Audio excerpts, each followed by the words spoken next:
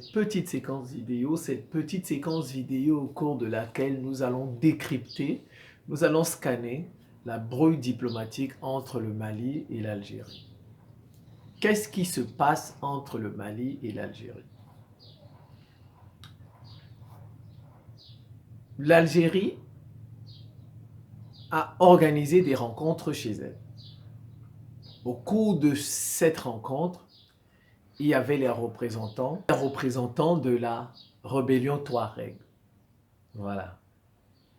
La rébellion Touareg qui vient d'être défait à Kidal. Vous savez que le Mali est sorti de ces accords, des accords de paix.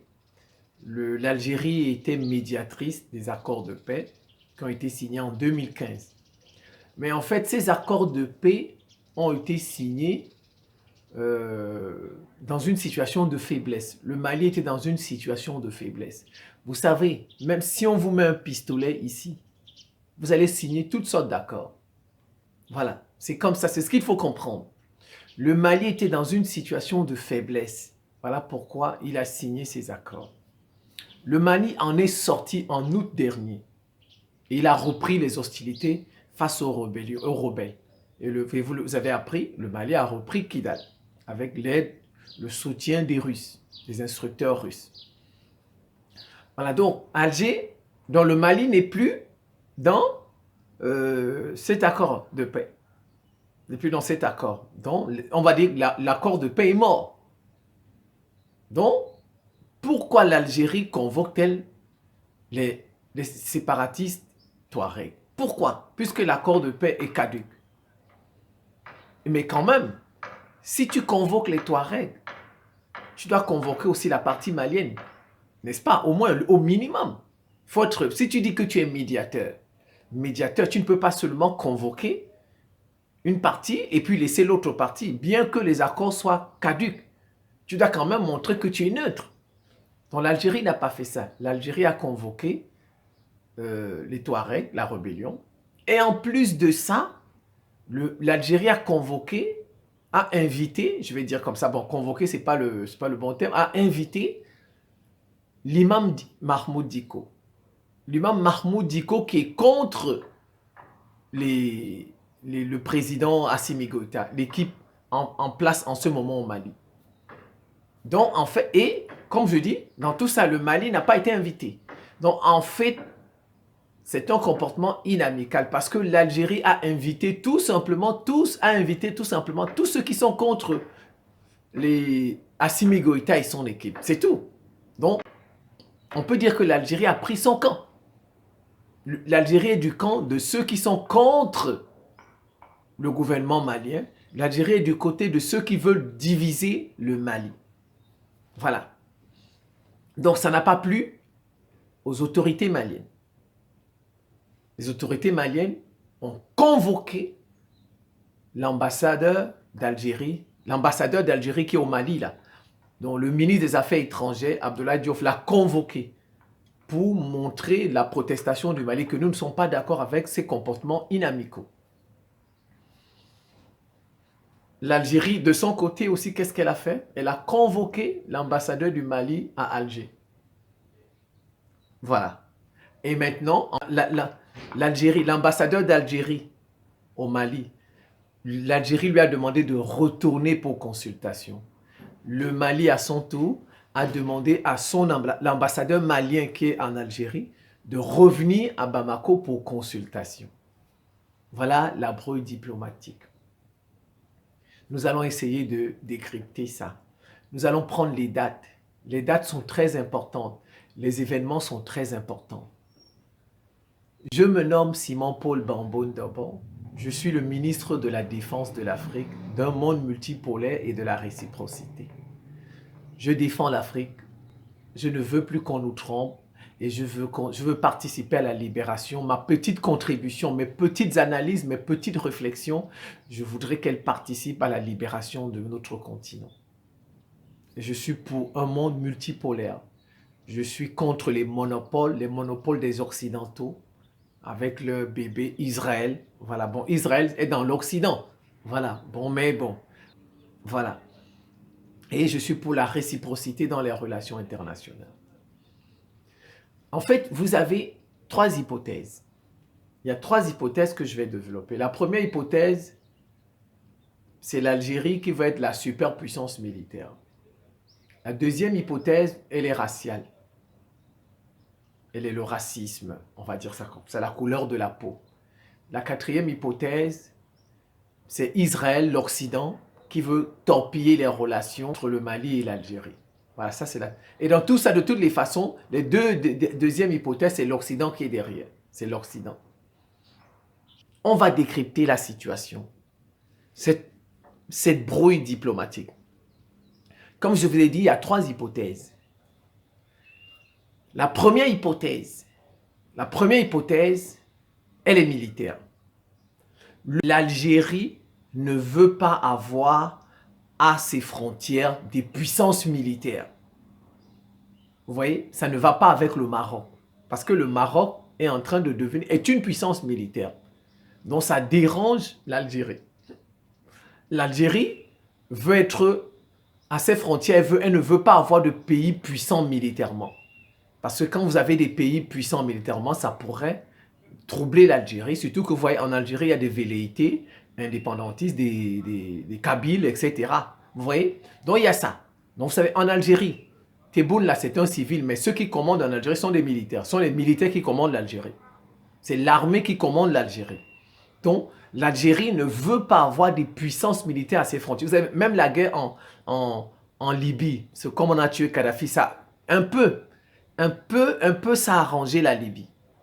Un peu, je ne vais pas dire à 100%, mais un peu, les Algériens étaient contents.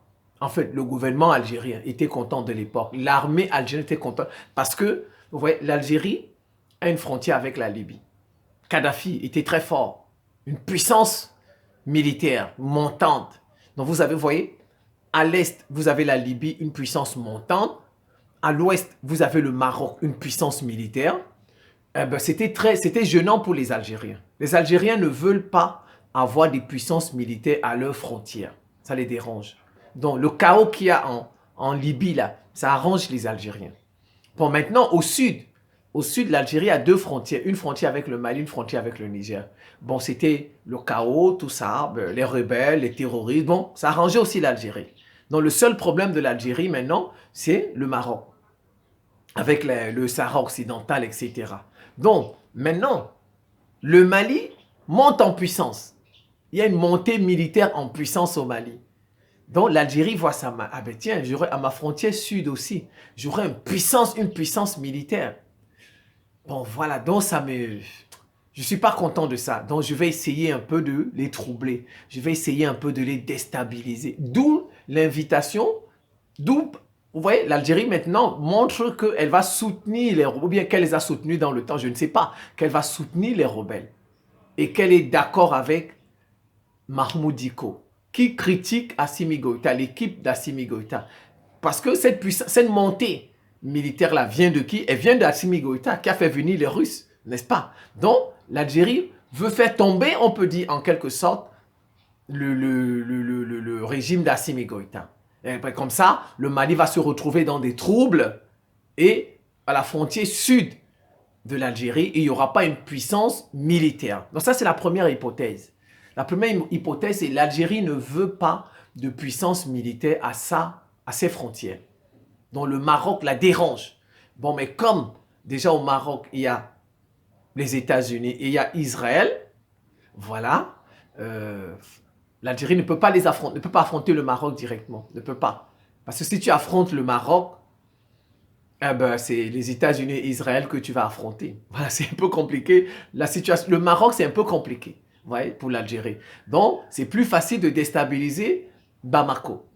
Voilà, parce qu'il y a déjà, déjà qu'il y a des indépendantistes sahraouis, c'est-à-dire le Sahara occidental, mais bon, là-bas, il y a Israël et les États-Unis. Bon.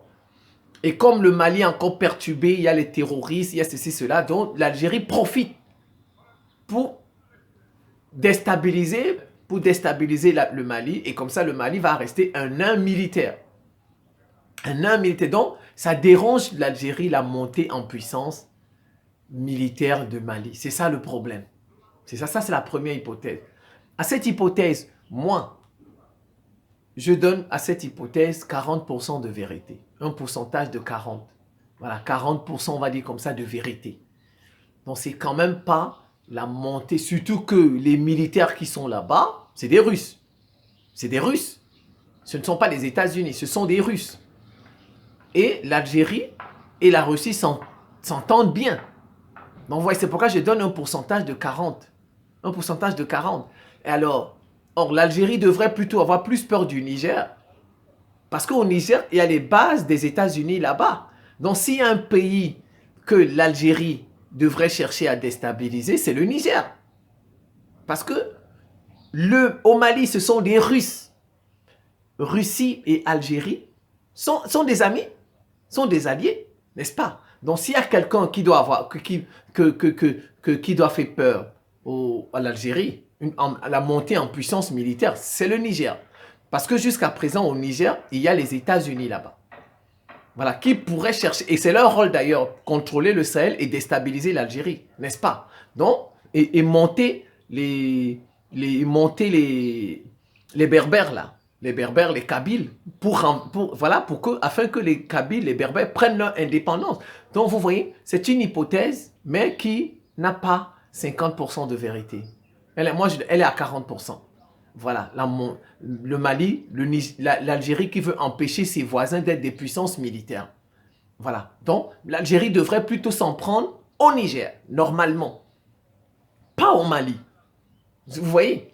Voilà, donc je donne à cette hypothèse 40%. La deuxième hypothèse, c'est l'hypothèse du racisme. C'est l'hypothèse raciale. Voilà, parce que les Touaregs sont comment? C'est des peaux claires, comme des Algériens. On va dire, ben, ils sont un peu proches. Vous voyez? Ils sont proches. Puisque même il y a des Touaregs algériens. N'est-ce pas? Il y a des Touaregs algériens. Comme il y a des Touaregs maliens. Vous voyez? Donc, c'est l'hypothèse raciale. La couleur de la peau joue. Alors, regardez bien le timing. Regardez bien le timing. Cette convocation, si vous avez suivi aux informations, on a dit aux informations une fois qu'un colonel Touareg de la rébellion a été tué par un drone à la frontière, il était à la frontière algérienne. Un colonel de la rébellion Touareg du Mali a été tué par un drone russe, un drone malien, on va dire comme ça. Vous voyez? C'est après, regardez le timing est très important et le timing est aussi important. C'est après avoir tué ce colonel Touareg. Il a même été, je ne sais pas trop, maire de, je ne sais pas trop, on a dit qu'il était maire de ville là-bas, Kidal, etc. C'est après ça que l'Algérie a fait ses invitations. Donc, on a comme impression que, non, mais moi, je pense que c'est toujours l'Occident qui est derrière. C'est l'Occident. Peut-être les États-Unis ont appelé les monarchies arabes du Golfe, Qatar, Émirats arabes unis, Arabie saoudite, et appeler l'Algérie, parce que ce sont entre eux des Arabes. En Algérie, il y a les Berbères, c'est même la majorité de la population. Donc, mais ceux qui dirigent l'Algérie sont des Arabes. Voilà, donc les États-Unis, parce que ce sont les États-Unis qui veulent déstabiliser le Mali. Ce sont les États-Unis et Israël qui veulent chasser les Russes au Mali. Ils sont déjà au Niger. Vous voyez, ça ne pose pas de problème. Pourquoi, vous voyez, au Niger, il n'y a pas de problème. Pourquoi c'est le Mali? Pourquoi le Mali? Parce qu'il y a des Russes là-bas. Donc moi, je pense que la deuxième hypothèse, c'est l'hypothèse raciale. Mais c'est un prétexte. C'est un moyen. On utilise la couleur de la peau pour déstabiliser le Mali, pour chasser les Russes. Comme vous voyez ce qu'ils sont en train de faire en Centrafrique. Ouais, donc, je pense que ce sont les États-Unis. Après, par exemple, le tir de drone là, sur ce colonel-là qui l'a tué, les États-Unis ont fait pression, ou bien ils ont appelé le Qatar, ou bien les Émirats arabes unis, ou l'Arabie saoudite, et ils lui ont dit, appelez l'Algérie. Et vous dites à l'Algérie que, ben, regardez comment on tue des gens qui ont votre couleur de peau. Des gens qui sont clairs comme vous. En plus, c'est des Noirs qui vous tuent. Les Noirs parviennent à vous dominer. Les Noirs parviennent à vous tuer. Vous voyez? Et ça fait l'Algérie. Ah ben tiens, ce sont nos frères Touaregs, etc. Donc, on doit les soutenir. Vous voyez, je pense que c'est ça la deuxième hypothèse. Et à ça, je donne 60% de vérité. L'hypothèse de la couleur de la peau, l'hypothèse raciale, très importante. Les Touaregs, là, ils ont eu le soutien du Maroc, ils ont eu le soutien de l'Algérie, ils ont eu le soutien de la Mauritanie. Ils ont eu le soutien de la Mauritanie. Les trois, là. Ces pays-là ne sont pas à 100% neutres. Que ce soit le Maroc, que ce soit l'Algérie, que ce soit la Mauritanie. Ils ne sont pas à 100% neutres. Mais c'est l'hypothèse de la couleur de la peau. Parce que si c'est l'islam, ce n'est pas l'hypothèse de l'islam. Ils sont tous musulmans. Le Mali a 95% musulmans. Voilà. Donc, ce n'est pas l'hypothèse de la religion. C'est l'hypothèse de l'ethnie. De la couleur de la peau. Parce que, bon, les Touaregs, et puis, vous savez, il y a des Arabes aussi là-bas, des Arabes blancs. C'est toujours des minorités. Donc, les mêmes couleurs de peau se soutiennent. Donc, c'est ça, c'est ce que, soit c'est les États-Unis qui ont appelé les monarchies arabes de Golfe pour faire pression à l'Algérie. Dit, ah ben non, regarde, vous n'allez pas laisser qu'on détruise les gens qui ont la même couleur de peau que vous, que des Noirs. Des Noirs vous détruisent. Alors que c'est vous qui, normalement, devez les commander. Donc, c'est pourquoi. Et l'Algérie est tombée dans le piège. L'Algérie serait peut-être tombée dans le piège de la race, de la couleur de la peau, et dire, ah ben non, je dois soutenir les miens, les gens qui ont la même couleur de peau que moi. Voilà. Parce que comment comprendre que la Russie est au Mali, la Russie est au Mali, la Russie qui est proche de l'Algérie, et puis l'Algérie se comporte de cette façon. Comment comprendre? C'est pas normal. Donc c'est sûr qu'il y a eu, on a trompé l'Algérie. On leur a tendu un piège. Et ils sont tombés dans le piège. Ils sont tombés dans le piège de la couleur de la peau. Le piège racial. On a utilisé ça. C'est des gens qui ont la même ethnie. Ils sont de la même ethnie que certains d'entre vous. Ils ont presque la même couleur de peau que vous. Donc vous devez les soutenir. À se libérer. À voir Kidal comme leur État. Et non les laisser qu'on les massacre par des Noirs. Et que les Noirs les dominent, que les Noirs les contrôlent, que les Noirs les dirigent. Les Noirs ne doivent pas nous diriger, les Noirs ne doivent pas nous contrôler, ça doit cesser ça. Vous voyez? Et effectivement, dans tous ces pays, les Noirs ne dirigent pas. Regardez, l'Algérie, il y a des Noirs, mais ils ne dirigent pas, ils ne peuvent pas. En Libye, il y a des Noirs, mais ils ne peuvent pas diriger le pays, ce n'est pas possible. En Égypte, il y a des Noirs, mais ils ne peuvent pas diriger le pays. Au Maroc, il y a des Noirs, ils ne peuvent pas diriger. En Mauritanie, il y a des Noirs, ils ne peuvent pas diriger. Même là-bas, en Orient, là, il y a des Noirs dans ces pays, mais ils ne sont pas mis en avant. Donc, je pense que la deuxième hypothèse, c'est la couleur de la peau. L'Algérie veut défendre, ou bien les monarchies arabes du Golfe ont mis la puce à l'oreille à l'Algérie de défendre les gens qui ont la couleur de leur peau, afin qu'ils aient leur État et qu'ils ne soient plus dirigés. C'est pas qu'ils soient plus dirigés par des Noirs. Et pourtant, c'est une minorité. C'est une minorité, les Touaregs, les Arabes, là, tout ça, ils ne sont même pas 5% du Mali, 5% de la population du Mali. Vous voyez, mais ils ne veulent pas vivre avec nous. Ils ne veulent pas vivre avec des Noirs. Ils n'acceptent pas que les Noirs les dirigent. Voilà, c'est ça. Ils n'acceptent pas que les Noirs les dirigent. Ils se croient supérieurs aux Noirs. C'est ça le problème. Donc, à cette hypothèse, je donne 60%. Voilà, 60% de vérité. Vous voyez, il y a la main des Occidentaux pour troubler le Mali. Pour troubler le Mali. Pourquoi ça ne passe pas? Pourquoi ce n'est pas le Niger? Mais il y a aussi des Touaregs au Niger. Il y a aussi des Touaregs au Niger. Il y a aussi des Arabes au Niger. Le président Bazoum, là, regardez, il y en a aussi au Niger. Mais pourquoi le Mali et non le Niger? Parce qu'au Niger, il n'y a pas encore les troupes. C'est vrai, il y a une coopération militaire qui vient de le signer, mais il n'y a pas encore les Russes là-bas. Et il y a les États-Unis là-bas. Donc, pas besoin de déstabiliser, de créer des problèmes au Niger, où il y a les États-Unis. Donc, vous voyez, en fait, je pense que c'est les monarchies arabes du Golfe qui ont convaincu l'Algérie de faire ça. Mais ce sont les Occidentaux qui ont appelé les monarchies arabes du Golfe de parler à l'Algérie afin de mettre le Mali dans des problèmes. Parce qu'au Mali, il y a des Russes. Parce que le Mali, il y a des Russes. Sinon, vous avez les mêmes populations au Niger, on est d'accord. Il y a des Touaregs au Niger. Il y a des Arabes blancs au Niger. Alors pourquoi au Niger, on a fait un coup d'État à Bazoum? Vous êtes d'accord avec moi? Au Niger, on a fait un coup d'État à Bazoum, un arabe. Un arabe, n'est-ce pas? Mais regardez, il n'y a pas de problème. Là-bas, il n'y a pas de problème. Parce que il y a encore la présence des États-Unis là-bas. Vous voyez? Ce sont les Occidentaux qui sont derrière. Faut pas, ce sont la brouille là. Mais en fait, l'Algérie est tombée dans le piège. L'Algérie est tombée dans le piège racial. Ce sont les Occidentaux qui ont fait pression aux monarchies arabes du Golfe. Et les monarchies arabes du Golfe ont dit à l'Algérie, mais regarde comment on tue nos frères. Les gens qui ont notre couleur de peau, regarde comment on les tue au Mali, regarde comment les Noirs les tuent. Mais tout ça, ils visent quoi? La Russie. Vous voyez, ils visent la Russie. Voilà, voilà, ça c'est la deuxième. Et à ça, voilà, ils visent la Russie, le départ de la Russie, du Mali.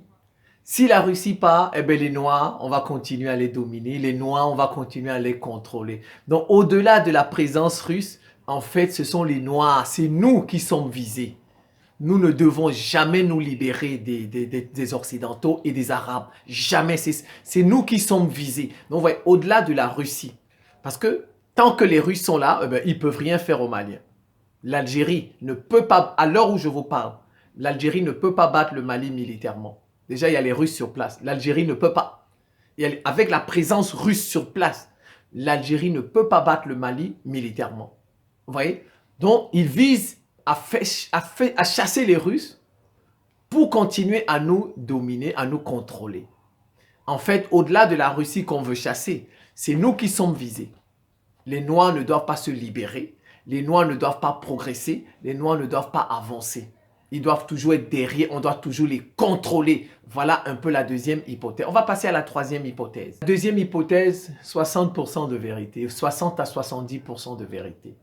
Voilà. Et la troisième hypothèse, elle va jusqu'à 90% de vérité. La troisième hypothèse, le Maroc est un cheval de Troie d'Israël et des États-Unis.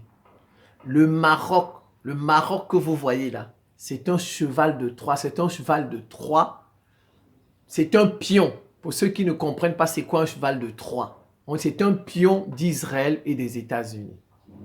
Donc, l'Algérie se fâche. L'Algérie se fâche parce que le Mali veut traiter avec le Maroc. Voilà, tout ce que vous voyez là, les invitations des rebelles, les invitations de Mahmoud Dicko, c'est une fâcherie. L'Algérie exprime son mécontentement parce que le Mali veut traiter avec le Maroc, qui est l'ennemi historique de l'Algérie, sur la question du Sahara occidental. Vous voyez? Je m'explique. Il faut toujours voir le timing. Le timing, très important. Vous voyez?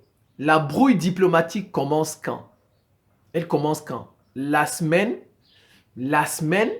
de la réunion qui devait avoir lieu à Marrakech entre le Maroc, le Mali, le Burkina, le Niger et le Tchad. Donc, voilà, ça a commencé en novembre. En novembre, je pense le 6 novembre, le roi du Maroc a fêté ce qu'on appelle le 48e anniversaire de la marche, ils appellent ça la marche verte. Le 48e, si vous pouvez taper sur Google, c'est quoi le 48e anniversaire de la marche verte?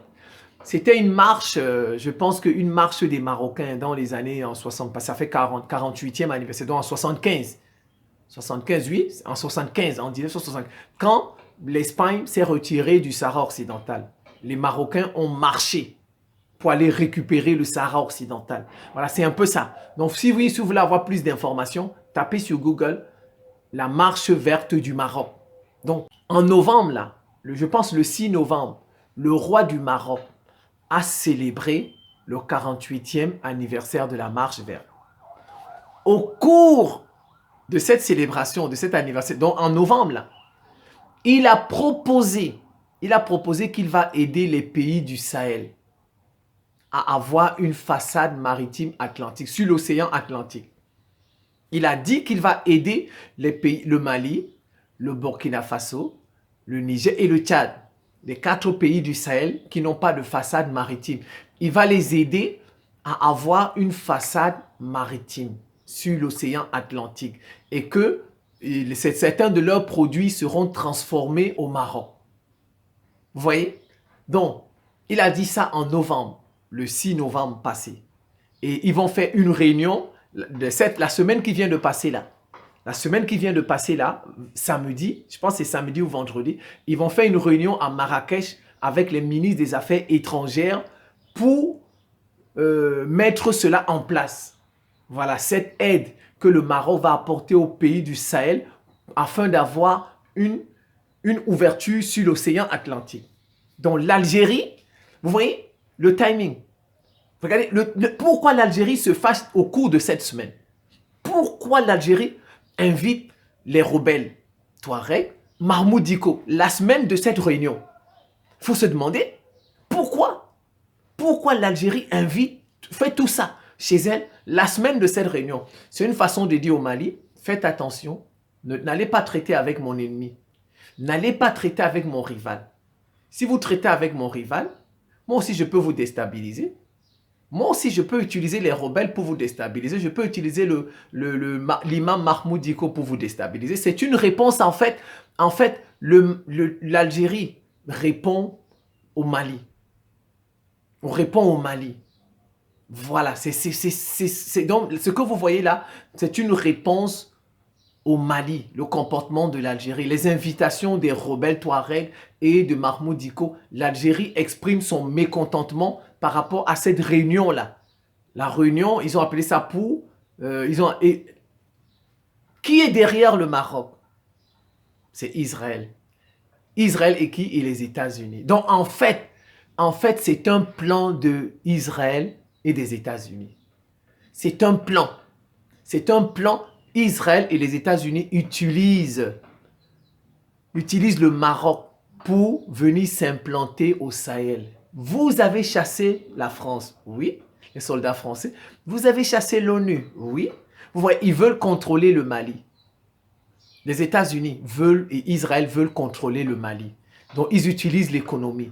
Parce que, bon, le Mali n'a pas de façade maritime. Le Mali est embêté. Les pays du Sahel sont embêtés. Donc, ils ont des problèmes économiques. Donc, on va utiliser ça. Et pourtant, regardez. Ironie du sort, le Maroc n'a pas de frontière avec les pays du Sahel. Le Maroc n'a pas de frontière avec le Mali, ni le Burkina Faso, ni le Niger, ni le Tchad. Comment tu peux aider quelqu'un alors que tu n'as pas de façade, tu n'as pas de frontière avec eux? Ouais, c'est un plan. Normalement, c'est la Mauritanie qui devrait faire ça. C'est cette rencontre-là, n'est-ce pas? C'est la Mauritanie qui devrait faire ça. Ouais, normalement, cette rencontre-là, c'est la Mauritanie qui devait faire ça. Parce que la Mauritanie a une frontière avec le Mali. Donc, et le Mali peut utiliser le port de la Mauritanie. Comme ça, les bagages, non seulement même du Tchad et du Niger et du Burkina peuvent passer par là. Donc, en principe, c'est la Mauritanie qui devrait faire ça. Vous voyez, c'est pourquoi je vous dis c'est Israël qui est derrière. C'est Israël qui est derrière le Maroc et les États-Unis. Pourquoi? Parce que déjà, la Mauritanie n'a pas de relation diplomatique avec Israël. Vous voyez, la Mauritanie n'a pas de relation diplomatique avec Israël. Donc, on ne peut pas utiliser la Mauritanie pour faire ça. En plus, regardez avec la guerre de Gaza, tout ça. C'est grave. Donc, en fait, c'est le Maroc qu'on utilise. C'est Israël et les États-Unis qui utilisent le Maroc et utilisent les performances économiques du Maroc. Vous savez déjà, le Maroc a beaucoup investi au Mali. Voilà, on utilise le Maroc, c'est le cheval de Troie. Je vous dis, les États-Unis sont plus dangereux que la France. Les États-Unis sont plus dangereux que la France. Maintenant, Israël est plus dangereux que les États-Unis. Israël est plus dangereux que les États-Unis. Ces gens qui ne savent pas ça. Vous voyez, la France a un souci d'image. Un souci d'image. Même les États-Unis ont un souci d'image. Mais ils sont plus dangereux que la France. Israël n'a même pas un souci d'image. Israël n'a même pas un souci d'image au reste du... Regardez ce qui se passe à Gaza. Regardez. Regardez ce qui se... Ils n'ont même pas un souci d'image. Je vous dis, Israël est plus dangereux que les États-Unis. Plus dangereux. Donc, regardez pourquoi je dis que... Parce qu'ils ont dit que pour Alors que le Mali n'a pas de frontière avec le Maroc, n'est-ce pas? Le Mali n'a pas de frontière avec le Maroc.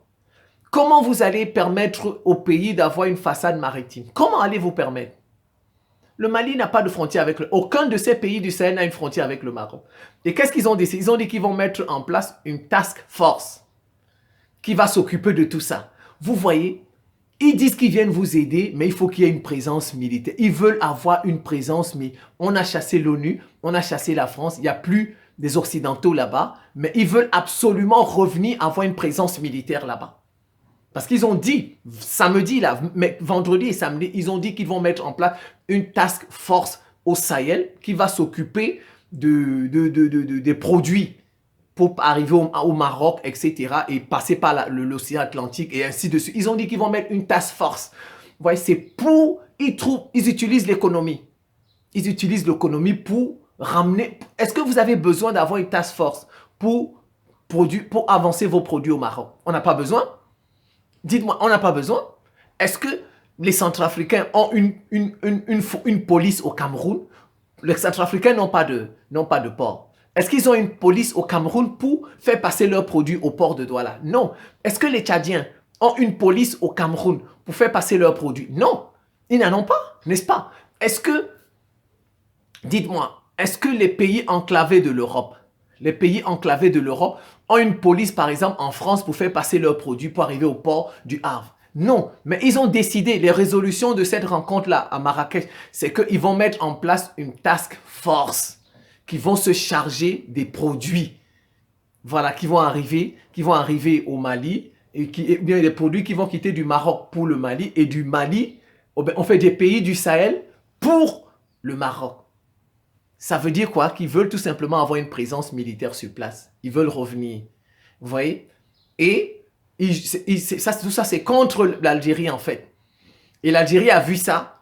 L'Algérie a vu ça parce que le Mali se rapproche du Maroc. L'Algérie est fâchée. L'Algérie a activé un peu les rebelles, a activé un peu Mahmoud Dicko. C'est ça, en fait. Vous voyez, ce sont les Occidentaux qui sont derrière tout ça. Ce sont les Occidentaux. Ils veulent absolument avoir une présence militaire au Mali.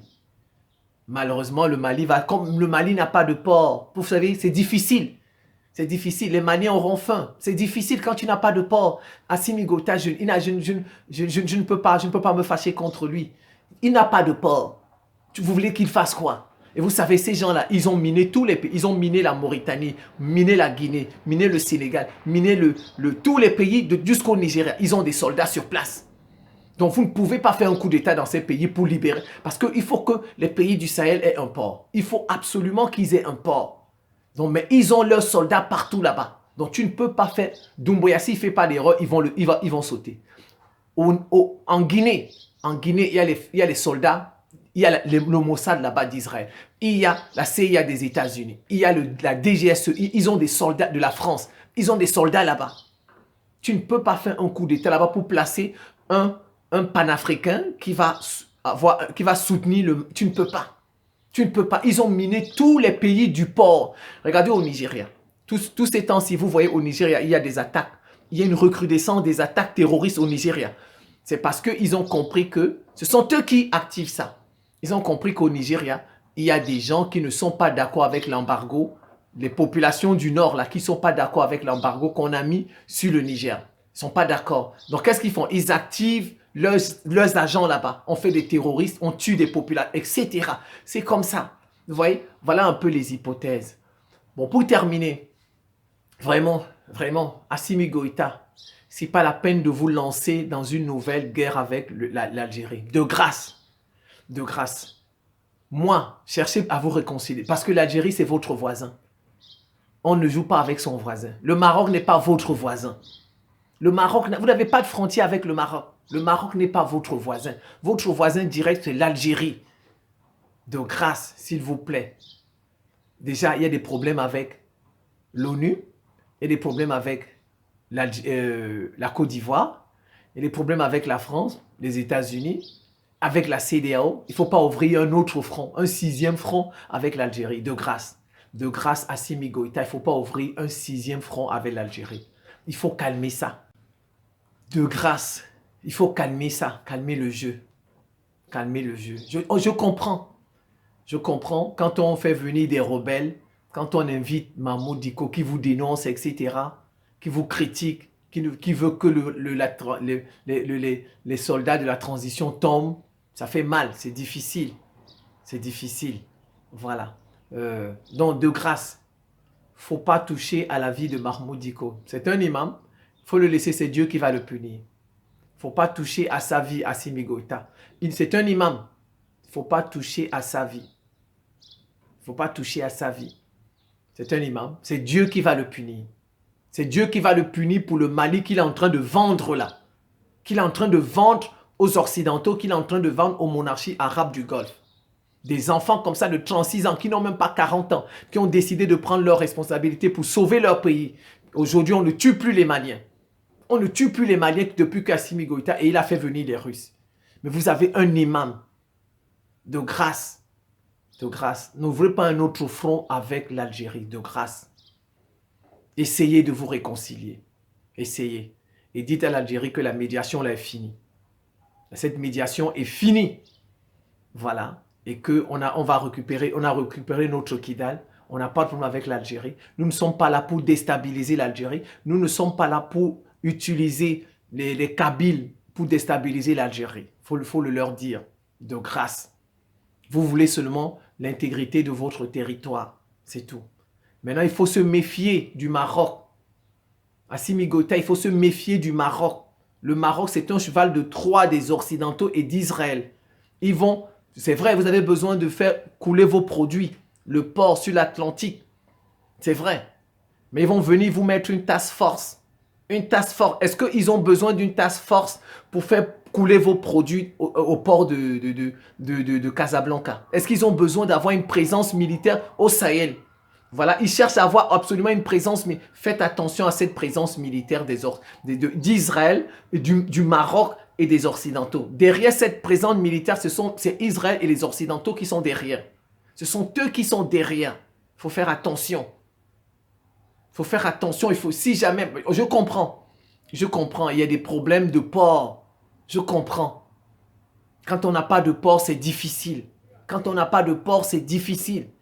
Regardez même Centrafrique, ils font la même chose avec Centrafrique. Ils utilisent l'économie pour mettre la pression sur Touadéra. Maintenant, il y a les paramilitaires états-uniens en Centrafrique. Parce que Centrafrique n'a pas de port.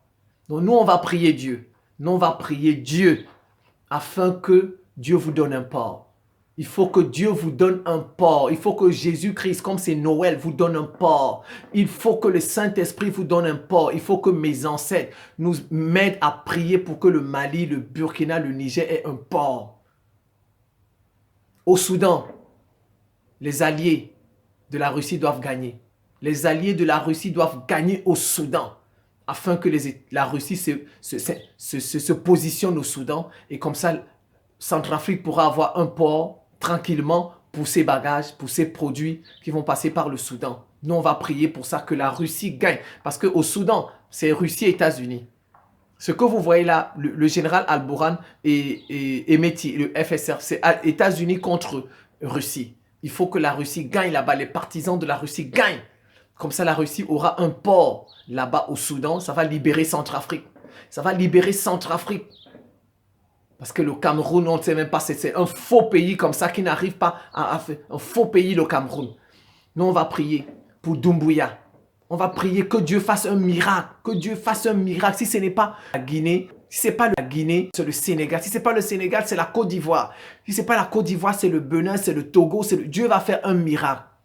Que l'enfant Jésus qui naît en ce jour, un miracle pour que ces pays aient un port. Et qu'un patriote, un panafricain se trouve dans les pays comme la Guinée, comme la Côte d'Ivoire, comme le Togo, le Bénin et le Nigeria. On va prier Dieu pour ça. Comme ça, c'est nos pays-là qui vont nous défendre, qui vont défendre les Noirs, seront libres. Ne seront pas obligés d'aller pactiser avec le Maroc. Ne seront pas obligés d'aller pactiser avec le Maroc, Israël et les États-Unis. Ils vont venir leur imposer une task force. J'espère que vraiment l'Algérie ne sera pas la base arrière de ces rebelles pour déstabiliser le Mali. Algériens, souvenez-vous, souvenez-vous, c'est le Mali qui vous a aidé pour vaincre la France. les accords d'Évian. Le premier président du Mali était très actif. Très actif. C'est le Mali qui vous a aidé. Faut pas l'oublier. Faut pas l'oublier. Dans la vie, il faut être reconnaissant. Malheureusement, entre les États, il n'y a pas de reconnaissance apparemment. Apparemment. Ne l'oubliez pas. Le Mali était la base arrière des Algériens quand ils combattaient contre la France. Contre la France. Donc, c'est le Mali qui a aidé les Algériens à battre la France jusqu'à ce que la France a signé les accords d'Évian. Il ne faut pas l'oublier. Donc, de grâce, ne soyez pas la base arrière des Touaregs pour déstabiliser le Mali. Le Mali ne vous a jamais rien fait de mal. Le Mali ne vous a jamais rien fait de mal. Alors, ne faites pas du mal au Mali. Si vous faites du mal au Mali, on vous le rendra. On vous le rendra, même si ce n'est pas le mal. Mais il y aura une catastrophe naturelle chez vous. Il y aura une catastrophe naturelle chez vous. Des peuples sont dominés depuis 20 siècles et ils sont en train de vouloir se libérer et vous venez être une base arrière des Touaregs.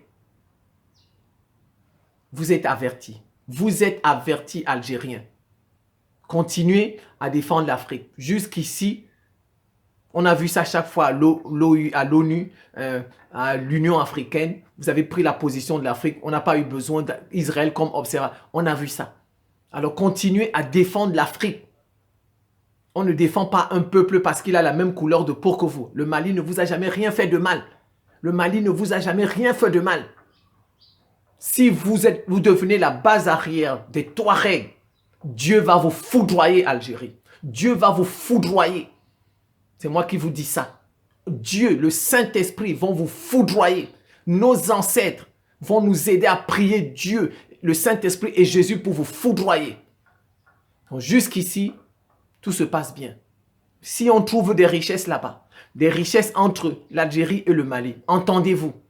Si on trouve de l'or, je ne sais pas trop, du diamant, du pétrole, entendez, vous pouvez vous entendre pour gérer ça. Vous pouvez vous entendre pour gérer ça. On a trouvé du pétrole et le gaz entre le Sénégal et la Mauritanie. Les deux pays s'entendent pour gérer ça. Voilà, chacun va tirer son... Alors, si jamais on a trouvé des richesses là-bas et que vous trouvez que c'est peut-être sur votre territoire, n'allez pas chercher une rébellion pour chasser les Maliens de là. Ces richesses-là, exploitez-les ensemble et entendez-vous pour vous partager avant de tomber. Je vais encore insister. Vous avez vu, je vais encore insister. C'est la énième fois. Et je vais vous dire, chaque fois qu'un homme noir, si vous êtes un homme noir et que vous vous rasez, arrêtez ça. Vous mettez le peuple noir en danger. Chaque fois qu'un homme noir se rase, va chez le coiffeur, il enlève tout, ça devient comme ça, comme ça. Il met les noirs en danger. Il faut bien comprendre ça. Chaque fois quand on va chez le coiffeur, moi-même je vais chez le coiffeur. Il prend la tondeuse, il fait ça, il fait. Il taille ce qu'il a taillé et puis c'est tout. C'est tout. Mais je ne fais pas la boule à zéro comme ça. Chaque fois qu'un homme noir se rase, il met le peuple noir en danger. Il faut arrêter de vous raser de grâce. Arrêtez de vous raser. J'ai toujours dit, j'ai parlé du rasage. J'ai parlé de la nécessité d'organiser une conférence au cours de laquelle chaque pays doit avoir au moins un port. Un port, une façade maritime. Mais on n'écoute pas. Les gens n'écoutent pas. J'ai parlé de la nécessité d'avoir nos propres autorités religieuses. Aussi bien dans le christianisme que dans l'islam. Il faut qu'on fasse un schisme. Les catholiques doivent faire un schisme dans l'église catholique afin qu'on ait notre église chrétienne en Afrique et nos propres autorités religieuses. Les musulmans doivent faire d'eux-mêmes. Vous voyez, le Mali, le Burkina, le Niger risquent de ne pas s'en sortir parce que ces trois pays n'ont pas de façade maritime. Ces trois pays n'ont pas de façade maritime, n'ont pas de port. Et quand tu n'as pas de port, tu es obligé d'aller voir n'importe qui, te soumettre à n'importe qui. C'est ça le problème. Vous voyez, c'est pourquoi il faut une conférence sur les ports en Afrique. Afin que chaque pays cède un peu de place à l'autre pour qu'il ait une face. Allez regarder ma vidéo sur la conférence pour les façades maritimes, pour les ports. J'ai déjà fait une vidéo comme ça. C'est ça le problème. Le Mali est obligé, le Burkina Faso, le Niger sont obligés d'aller rencontrer n'importe qui, même les personnes qui ne voulaient pas rencontrer, parce que ces pays n'ont pas de port. Vous voyez? Deuxième, si on avait nos propres autorités religieuses, regardez Mahmoud Dicko, on l'invite en Mauritanie, on l'invite en France, on l'invite au Maroc, on l'invite en Algérie, parce que ce sont pas nos propres autorités religieuses, ce sont les gens que les autres ont placés là. Regardez une autorité religieuse qui travaille contre son pays. Donc Mahmoud Dicko préfère que le Mali soit comme dans le passé, avec la France, où on tuait tout le monde. Voilà ce que Mahmoud Dicko veut de son pays, le Mali. Une honte. Vous voyez? Quand je dis qu'il faut qu'on fasse un schisme en Afrique. Certains vous disent non. Il faut qu'on ait nos propres autorités, qu'on les nomme nous-mêmes. Pas des autorités placées là-bas comme Mahmoud Dicko, comme le cardinal du Congo, qui n'ont jamais ouvert la bouche pour dénoncer l'ONU. 10 millions de Congolais, mais ils sont très forts pour critiquer leur président. Très forts pour critiquer Tshisekedi. Mais ils n'ouvrent jamais la bouche parce qu'en fait, c'est un cardinal, c'est le pape qui l'a placé là-bas, ce sont les Occidentaux qui l'ont placé là-bas. C'est tout. On n'a pas nos propres autorités religieuses. Une honte. Quand je vois les gens comme ça, honte Mahmoud Dicko. Mahmoud Dicko, honte, c'est Dieu qui va le payer. C'est Dieu qui va payer Mahmoud Dicko. Il se dit imam. Dieu va le payer pour le rôle qu'il joue au Mali là. Pour le rôle qu'il joue au Mali. Donc pour lui, le Mali doit retomber dans les mains de la France. Comme avant. Les enfants comme ça de 36 ans. 36, ils n'ont même pas 40 ans. Assimi Goïta n'a même pas... Ils ont mis leur vie en danger. Ils ont mis leur vie en danger. On sait que le terrorisme, c'était la France, c'était les États-Unis. On connaît ceux qui font le terrorisme au Mali, qui ont tué des milliers de Maliens. Dieu va le payer, cet imam. Cet imam, c'est Dieu qui va le payer. Il n'a pas honte. Il devrait imiter le guide de l'Iran. Vous voyez, quand on a ses propres autorités religieuses, il devrait imiter le guide de l'Iran. Il devrait imiter le guide de l'Iran. Khomeini. Il devrait l'imiter. Il travaille pour son pays. Voilà un vrai guide. Voilà un vrai guide. Racaille de guide. Racaille de guide. Raser, raser, raser. On attend quoi de bon des gens rasés? Rien du tout. Voilà un vrai guide. Voilà un vrai pape. Le patriarche Kirill. Il soutient la Russie. Voilà la Russie. Son pape, le patriarche Kirill. Il soutient la Russie face à l'Ukraine. Mais vous avez en Afrique, nos guides religieux sont plutôt contre nous. Nos guides religieux sont plutôt contre nos pays, sont contre ceux qui veulent libérer nos pays. Voilà. Voilà, on vous a toujours dit. On met deux peuples sur le même territoire. Le peuple qui sera en masse finira par être dominé. Regardez, on a placé les Touaregs et les Noirs maliens sur le même territoire. Regardez, les Touaregs sont sur alors que c'est une minorité. Ils ne sont même pas 2% de la population malienne. Ils ne sont même pas 2% de la population malienne. Regardez les Touaregs. Ils sont sur le point de dominer les Noirs maliens. Ils sont sur le point de... Alors que les Noirs sont la majorité de la population. Ils ont failli prendre Kida, leur État. Créer leur État. On vous a toujours dit ça. Quand vous mettez deux peuples sur le même territoire, l'un se rase, l'autre garde ses cheveux. Les Touaregs gardent leurs cheveux. Ils vont chez le coiffeur, ils se taillent les cheveux. Celui qui garde ses cheveux va finir toujours par le dominer. C'est en train de se vérifier au Mali, si on ne fait pas attention. Si on ne fait pas attention, quand je vous ai dit, chaque fois qu'un homme noir se rase, il met son peuple en danger. Ça s'est vérifié au Mali, ça se vérifie à Haïti. Allez vérifier à Haïti. Les Haïtiens sont majoritaires, sont massivement rasés. Ceux qui dominent à Haïti, c'est les Syro-Libanais. Allez voir, ce sont des Syro-Libanais qui dominent à Haïti. Ce sont eux qui malmènent les Haïtiens comme ça en association avec les États-Unis, la France, le Canada. L'élite, l'oligarchie haïtienne, ceux qui détiennent l'économie de Haïti, c'est les Syro-Libanais. Et vous savez, ils ne se rasent pas. Ils ne se rasent pas. Regardez en Côte d'Ivoire. Je vous ai toujours dit, on met deux peuples sur le même territoire. Celui qui se rase sera dominé, même s'il est majoritaire. Même s'il est majoritaire, il sera dominé par celui qui ne se rase pas. Ça se vérifie à Haïti. Les Touaregs viennent de nous le prouver. Ils ont failli arracher. S'il n'y avait pas le soutien des Russes, s'il n'y avait pas le soutien des Russes, les Russes, c'est des peuples qui gardent leurs cheveux. La Russie, les Russes ne se rasent pas. Vous êtes d'accord? Les Russes, s'il n'y avait pas le soutien des Russes, le Mali n'aurait jamais repris Kidal. N'aurait jamais repris Kidal. Donc il a fallu avoir le secours d'un peuple qui garde ses cheveux, les Russes. Vous ne comprenez pas les Noirs. Les Noirs ne comprennent pas.